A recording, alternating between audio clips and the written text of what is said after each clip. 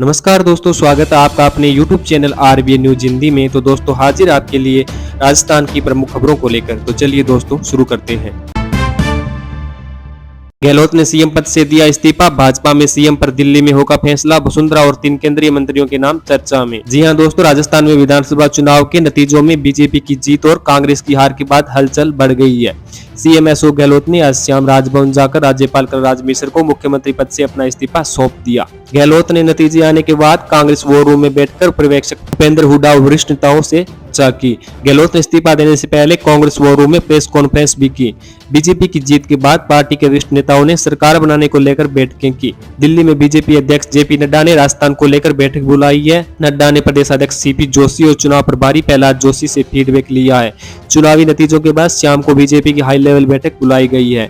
केंद्रीय मंत्री गजेंद्र सिंह शेखावत को दिल्ली बुलाया गया है। केंद्रीय नेतृत्व से इशारा मिलने के बाद वरिष्ठ नेता राज्यपाल से मिलकर सरकार बनाने का दावा पेश करेंगे। बीजेपी में लगातार मंत्रणाओं का दौर चल रहा है।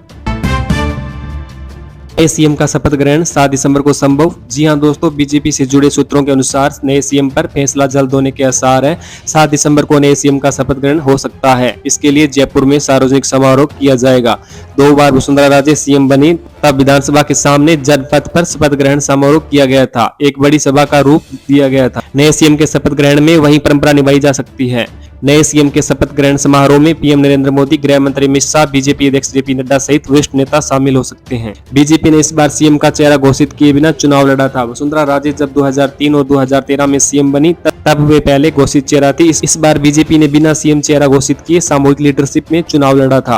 पहले से सीएम चेहरा घोषित नहीं होने की वजह से इस बार नए सीएम को लेकर कई नेताओं के नाम चल रहे हैं। वसुंधरा राजे के अलावा प्रदेश अध्यक्ष सीपी जोशी, केंद्रीय मंत्री अर्जुन राम मेघवाल, गजेंद्र सिंह शेखावत, अश्विनी वैष्णव, लोकसभा स्पीकर ओम बिरला, वरिष्ठ नेता ओम प्रकाश माथुर व पूर्व संगठन मंत्री रहे प्रकाश चंद के नाम चर्चा में हैं।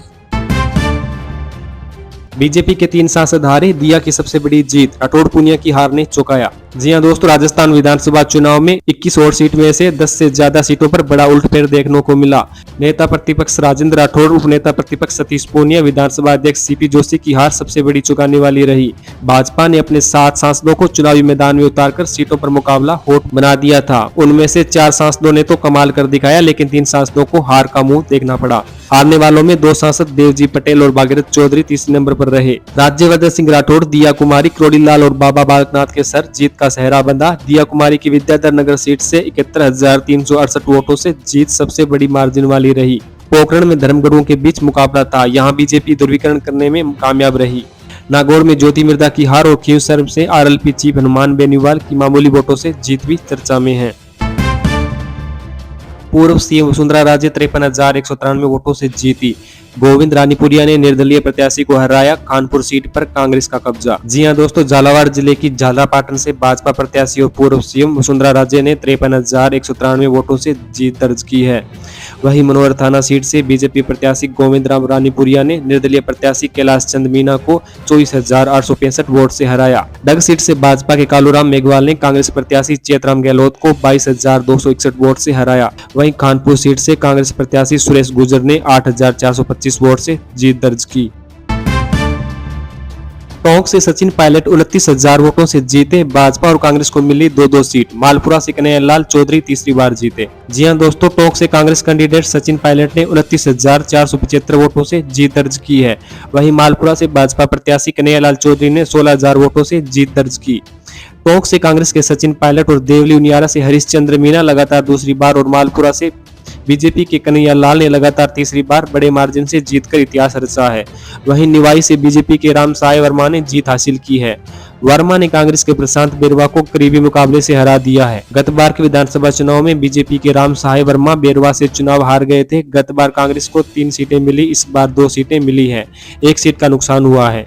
पायलट की जीत का अंतर पहले के मुकाबले कम हुआ है। सबसे पहले मालपुरा सीट का चुनाव परिणाम दोपहर करीब 2 बजे घोषित कर दिया था। उसके कुछ देर बाद टोंक का रिजल्ट जारी किया गया। देवली उनियारा निवाई का रिजल्ट शाम 5 बजे जारी किया गया। इनकी जीत की खबर आते ही उनके समर्थकों ने एक दूसरे को बधाई दी। कॉलेज के बाद समर्थकों ने आतिशबाजी की। बालकनाथ ने मनाया जीत का जश्न, तिरंगा लहराया, टीकाराम जूली के बेटे और समर्थक डीजे पर नाचे। बहरोड में नतीजे आने के बाद प्रत्याशी को पीटा। जी हां दोस्तों, अलवर की 11 विधानसभा सीटों पर नतीजे आ चुके हैं। कांग्रेस ने 6 और भाजपा ने 5 सीटें जीती है। सबसे चर्चित सीट तिजारा पर भाजपा प्रत्याशी महंत बालकनाथ ने जीत हासिल की है, जहां बालकनाथ जीतने के बाद वो अपने समर्थकों के बीच पहुंचे। समर्थकों ने मोदी मोदी के नारे लगाए। वहीं बालकनाथ ने तिरंगा झंडा और भगवा ध्वज लहराकर समर्थकों को धन्यवाद दिया। वहीं अलवर ग्रामीण पर कांग्रेस के टीकाराम जूली ने जीत हासिल की। शाम को उनके समर्थकों और बेटे रोहित ने डीजे की धुन पर जीत का जश्न मनाया। इधर बहरोड सीट पर रिजल्ट आने के बाद निर्दलीय प्रत्याशी बलजीत यादव को आर्ट्स कॉलेज के बाहर कुछ लोगों ने घेर लिया और पिटाई शुरू कर दी। वहीं उनकी एसयूवी कार में तोड़फोड़ कर दी। इस सीट से भाजपा प्रत्याशी डॉक्टर जसवंत सिंह यादव जीते हैं। उनकी जीत का मार्जिन 17,223 वोट रहा। वहीं कठुमर विधानसभा क्षेत्र में बीजेपी के रमेश खींची 409 वोटों से जीते हैं। इसके बाद यहां कांग्रेस प्रत्याशी संजना के समर्थक मतगणना स्थल के गेट पर धरने पर बैठ गए। मुंडावर में कांग्रेस प्रत्याशी ललित कुमार यादव ने 35,000 वोटों से ज्यादा अंतर से जीत हासिल की है। अलवर शहर सीट से बीजेपी के संजय शर्मा जीते हैं। किशनगढ़ बास से कांग्रेस के दीपचंद खेरिया जीते हैं। बानसूर से भाजपा प्रत्याशी देवी सिंह शेखावत ने शकुंतला रावत को 7,000 से अधिक अंतर से हराया है। गहलोत पर उनके ओएसडी लोकेश शर्मा का सियासी हमला, कहा सीएम ने हाईकमान से किया धोखा, वे पार्टी को हाशिए पर लाए। जी हां दोस्तों, विधानसभा चुनाव में कांग्रेस की हार के बाद अब उनके नजदीकी लोग ही सियासी हमले करने लग गए हैं। सीएम अशोक गहलोत के ओएसडी लोकेश शर्मा ने कांग्रेस की हार के लिए गहलोत को जिम्मेदार ठहराते हुए उन पर तलक कमेंट किए। लोकेश शर्मा ने 25 सितंबर की घटना के लिए भी गहलोत को जिम्मेदार ठहराते हुए उन पर हाईकमान को धोखा देने तक का आरोप लगाया है। लोकेश शर्मा ने सोशल मीडिया पर पोस्ट करते हुए गहलोत को निशाने पर लिया है। लोकेश शर्मा ने सोशल मीडिया पर पोस्ट में लिखा, नतीजों से आहत जरूर हूं लेकिन अचंभित नहीं हूं। कांग्रेस पार्टी राजस्थान में निसंदेह रिवाज बदल सकती थी, लेकिन अशोक गहलोत कभी कोई बदलाव नहीं चाहते थे। ये कांग्रेस की नहीं बल्कि अशोक गहलोत जी की भी हार है। गहलोत के चेहरे पर उनकी फ्री हैंड देखकर उनके नेतृत्व में पार्टी ने चुनाव लड़ा और उनके मुताबिक हर सीट पर वे खुद चुनाव लड़ रहे थे। लोकेश शर्मा ने लिखा, उनका अनुभव चला न जादू, हर बार की तरह कांग्रेस को उनकी योजनाओं के सहारे जीत नहीं मिली, न ही अथाह पिंक प्रचार काम आया। तीसरी बार लगातार सीएम रहते हुए गहलोत ने पार्टी को फिर हाशिए पर लाकर खड़ा कर दिया। आज तक पार्टी से सिर्फ लिया ही लिया है, लेकिन गहलोत कभी अपने रहते पार्टी की सत्ता में वापसी नहीं करवा पाई। पीएम बोले, जीत ने 2024 की हैट्रिक की गारंटी दी, कहा देश को जातियों में बांटने की कोशिश हुई, मेरे लिए नारी, युवा, किसान, गरीब ही जातियां। जी हां दोस्तों, राजस्थान, मध्य प्रदेश और छत्तीसगढ़ विधानसभा चुनाव में बीजेपी की जीत के बाद दिल्ली में पार्टी हेडक्वार्टर पहुंचे प्रधानमंत्री नरेंद्र मोदी ने कहा, कुछ लोग तो कह रहे हैं कि आज की इस हैट्रिक ने 24 की हैट्रिक की गारंटी दे दी है। इस चुनाव में देश को जातियों में बांटने की कोशिश हुई। मैं लगातार कह रहा था कि मेरे लिए देश में 4 जातियां सबसे बड़ी जातियां हैं। ये हमारी नारी शक्ति, युवा शक्ति, किसान और हमारी गरीब परिवार। इन 4 जातियों को सशक्त करने से देश सशक्त होने वाला है। आज भी मेरे मन में यही भाव है। मैं अपनी माताओं, बहनों और बेटियों के सामने, अपने युवा साथियों, किसान भाइयों के सामने, गरीब भाइयों के सामने नतमस्तक हूँ। अपने भाषण में पीएम नरेंद्र मोदी ने आगे कहा कि मैं चुनाव परिणाम पर हर फर्स्ट टाइम वोटर से कह रहा हूं कि उनका पहला वोट मेरी जीत का कारण बना।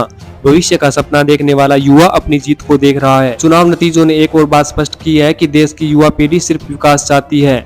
जहां की सरकारों ने युवाओं के खिलाफ काम किया है, वे सरकारें सत्ता से बाहर हुई है, चाहे छत्तीसगढ़ हो या राजस्थान हो या तेलंगाना हो। देश का युवा ये जानता है कि बीजेपी की सरकार युवा हितैषी होती है, युवाओं के लिए नए अवसर बनाने वाली होती है। दोस्तों, भाजपा के राष्ट्रीय अध्यक्ष जेपी नड्डा ने कहा, प्रधानमंत्री नरेंद्र मोदी ने चुनाव की हर रणनीति पर काम किया, यह उनके नेतृत्व की जीत है। ये चुनाव बताते हैं कि देश में अगर किसी की गारंटी है तो सिर्फ मोदी की गारंटी है। ईडी लायंस ओबीसी के नाम पर घड़ियाली आंसू बहाते हैं। वे ये भूल जाते हैं कि देश का पीएम ओबीसी है। कांग्रेस के नेता पीएम मोदी को गाली देते हैं। उनको गाली देने का मतलब ओबीसी पिछड़ी जाति के लोगों को गाली देना है। 4 राज्यों के विधानसभा चुनाव के नतीजे रविवार 3 दिसंबर को आए हैं। मध्य प्रदेश, राजस्थान और छत्तीसगढ़ में भाजपा को बहुमत मिल रहा है। राजस्थान में भाजपा को 115, कांग्रेस को 69 सीटें मिल रही है।